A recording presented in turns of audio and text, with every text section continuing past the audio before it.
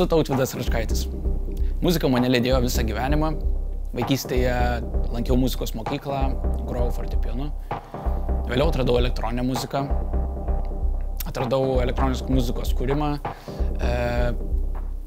Eksperimentavau su įvairiais stiliais, įvairiais žanrais. Ir tada atėjo hausas.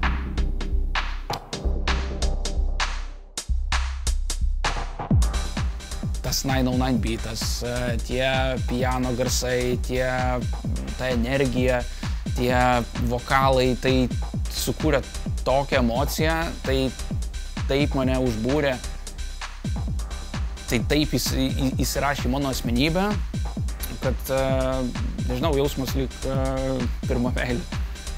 O su tom meilėm yra reikalų. Pradėjau groti privačios renginiuose. Ir vienas jų vyko vasarą ant ežero kranto ir atėjus vakarui, besileidžiant saulei, sugalvojau paeksperimentuoti. Paleidau vieną gabalą, antrą, trečią ir tas momentas, kai pamačiau, kad žmonės pagauna tą pačią emociją, ką aš jaučiau ilgus metus klausydamas hauso, tai buvo kažkas ypatingo.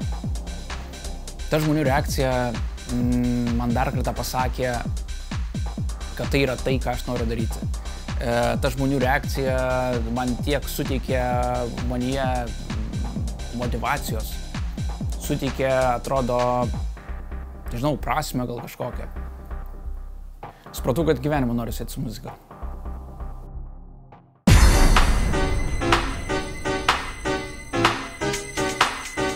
Norėjau žiauriai groti kažkur klubuose, kažkokiuose rimčiausiuose Lietuvoje ar dar kažkur, bet žinau, kad nesu žinomas, neturiu kažkokių kontaktų, neturiu pažinčių.